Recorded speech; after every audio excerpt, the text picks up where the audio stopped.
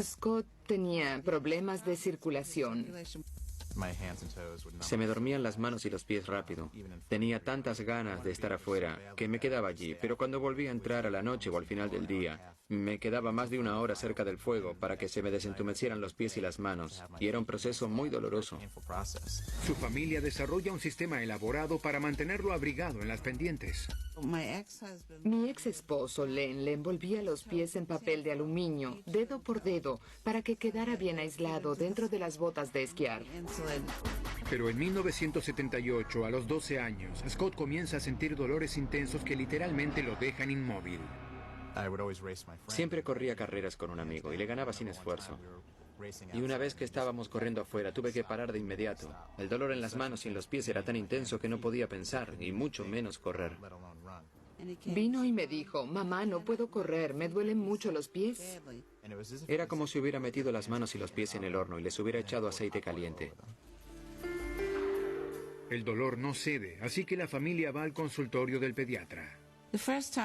La primera vez que llevamos a Scott al pediatra, le dijo que tenía dolores del crecimiento y que se irían con el tiempo.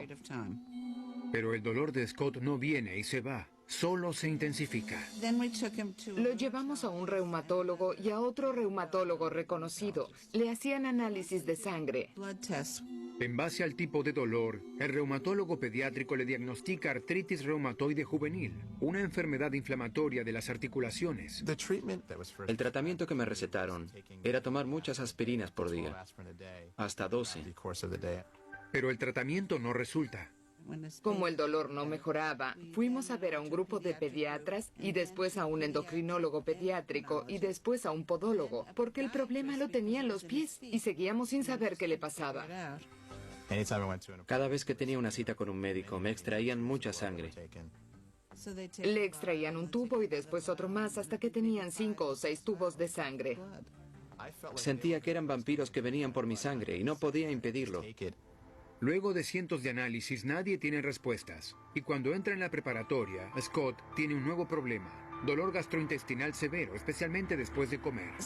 Scott se levantaba a la mañana y nunca quería comer. Decía, no quiero comer.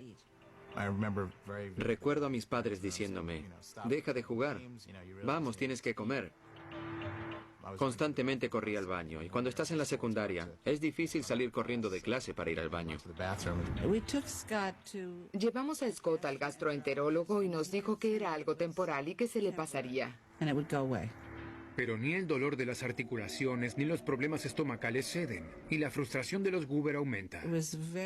Era muy difícil mirar a Scott, saber que tenía dolores y no poder conseguir una respuesta definitiva. Desesperados, los Goober cambian su táctica. Después de probar mucho de la medicina occidental, mi mamá estaba harta y pensó que deberíamos probar la medicina holística o oriental. Intentan terapia de digitopuntura y bebidas herbales especiales. Por un tiempo nos pareció que se sentía mejor, pero volvía a enfermarse.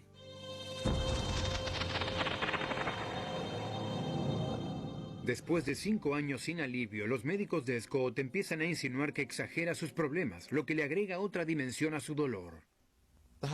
Que un médico me dijera que estaba fingiendo era una afrenta. Me sentí horrible, sentí que estaba molestando a todo el mundo y que no debería hacerlo. A los 17 años, Scott finalmente llega a su límite y se niega a ver más médicos.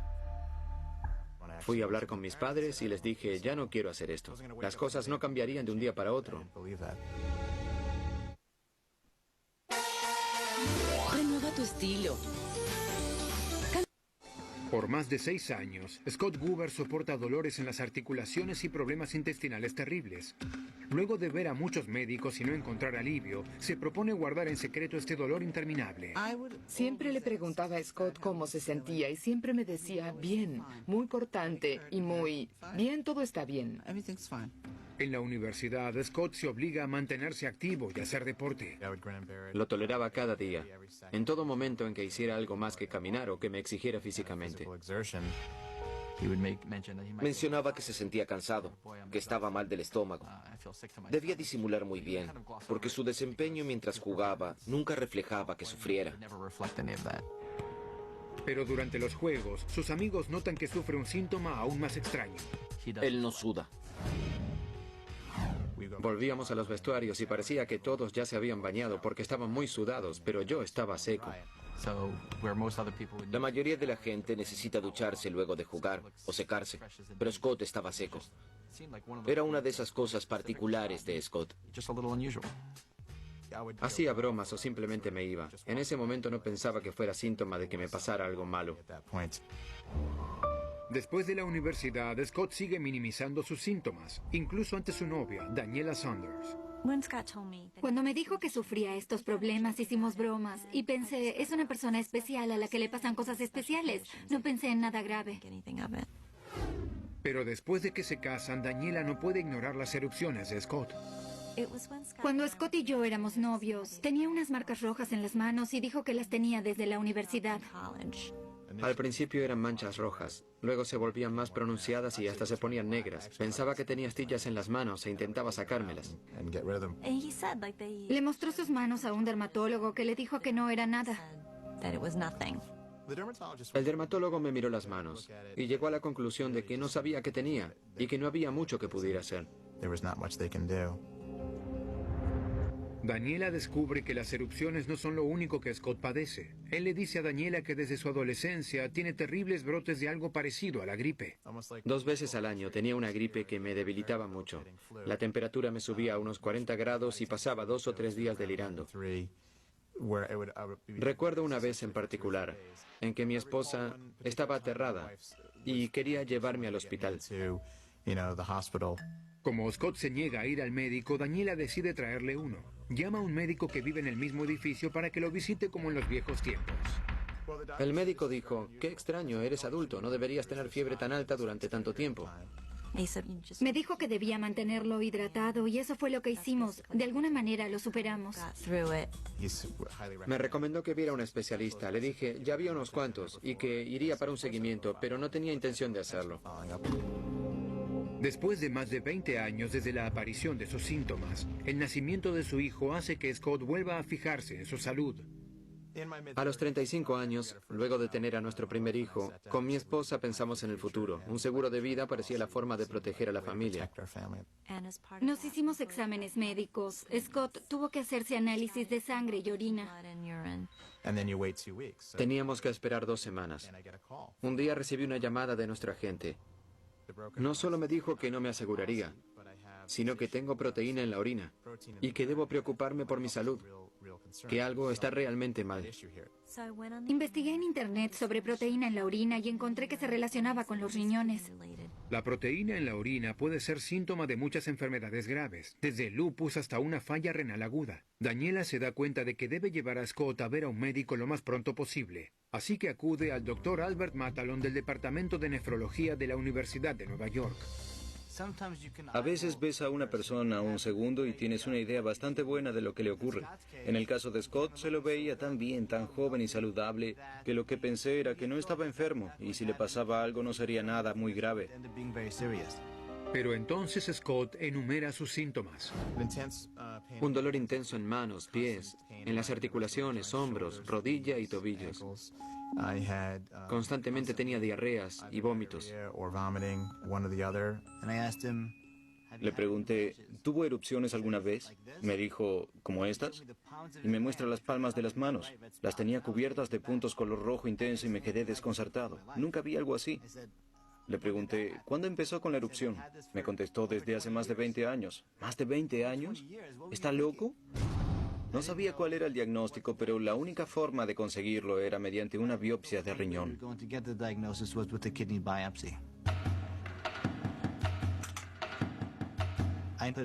Le clavé una aguja en la espalda, presioné el botón y un mecanismo extrajo una pequeña porción del riñón.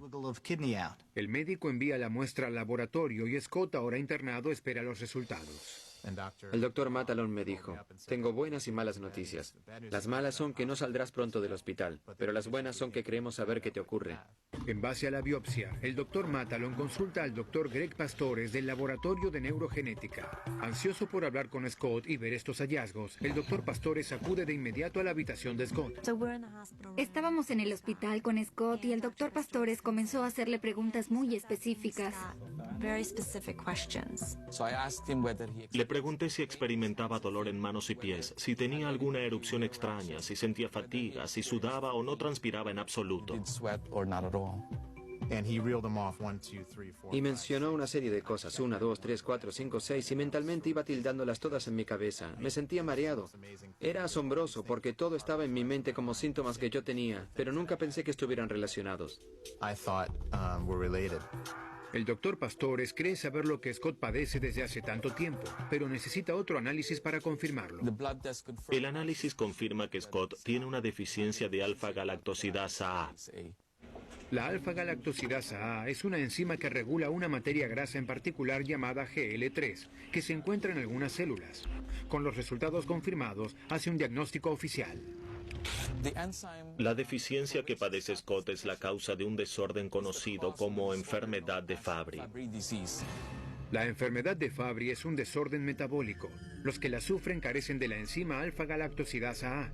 Sin ella, la materia grasa se acumula en las células de los vasos sanguíneos, nervios y otros órganos, lo que causa erupciones, dolor articular, problemas gastrointestinales y disfunción de las glándulas sudoríparas. Es poco común, solo 1 en 120.000 personas lo padece. Sabía que la enfermedad de Fabry podía causar falla renal, pero nunca creí que lo vería. Es la clase de síntomas que crees que solo verás en los libros. Con el tiempo, las células afectadas pueden producir accidentes cerebrovasculares, fallas cardíacas y renales y finalmente la muerte. Scott estaba ingresando a una etapa de insuficiencia renal crónica y falla renal inminente. Si no me hubieran diagnosticado la enfermedad de Fabry, habría sufrido una falla renal. Habría ido a trabajar un día y de repente habrían fallado. Fue terrible. Siempre imaginé que envejecería junto a Scott. Me di cuenta de que había dado por sentado que siempre estaríamos juntos. Mientras todos procesan las terribles noticias, el doctor Pastores observa a la joven familia. Podía notarle la preocupación en el rostro. Preguntó, ¿él es su único hijo? Y le dije que sí. Y vi que se tranquilizaba porque teníamos un hijo varón y sabía que Scott no podía haberle transmitido la enfermedad. La enfermedad de Fabry la causa un gen en el cromosoma X. Por lo tanto, un hombre con enfermedad de Fabry no puede transmitírsela a su hijo. Pero si tuviera una hija, no solo sería portadora, sino que podría padecerla. Estaba embarazada cuando le hicieron la biopsia a Scott. Nos decidimos a no tener un bebé, porque sufriría esta enfermedad. De hecho, pedimos un análisis que pudiera hacerse pronto, para determinar el sexo del bebé. Rezaba para que el bebé fuera varón. Toda la familia esperaba saber si el futuro bebé sufriría la enfermedad. El periodo en que no sabíamos fue muy difícil. Scott todavía trataba de aceptar que tenía esta enfermedad y solo intentábamos no pensar qué haríamos si nos enterábamos de que tendríamos una niña. Finalmente, reciben los resultados del análisis. El especialista en genética me llamó a casa y yo llamé a Scott.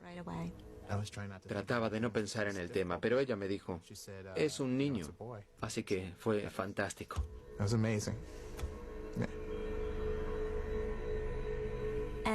Sentí que era una señal de que todo se resolvería para Scott y para mí. Tenemos 2 hijos hermosos y sanos. No hay cura para la enfermedad de Fabry, pero afortunadamente para Scott, en abril de 2003, la FDA aprobó un nuevo tratamiento que ayuda a los afectados a vivir plenamente. El tratamiento para la enfermedad de Fabry se llama terapia de reemplazo enzimático y esencialmente se crea una enzima sintética y te la inyectan cada 2 semanas por el resto de tu vida. Hoy Scott goza de excelente salud. El dolor articular, los problemas estomacales y los otros síntomas disminuyeron o desaparecieron, y la amenaza de falla renal inminente prácticamente se desvaneció. La terapia de reemplazo de enzimas es un verdadero milagro. No solo detuvo la enfermedad, además restableció las funciones dañadas. Para mí significa que estaré vivo por un tiempo y eso es maravilloso. Las personas con enfermedad de Fabry tienen diagnósticos errados o tardan mucho en obtener el correcto, porque por separado cada uno de sus síntomas es muy común en la población general. Ahora Scott sabe que ignorar sus síntomas durante más de 20 años casi le provoca la muerte. El mensaje es, ve al médico y tómatelo en serio. No te ocultes ni te aísles. La medicina es fenomenal. Soy prueba viva de ello.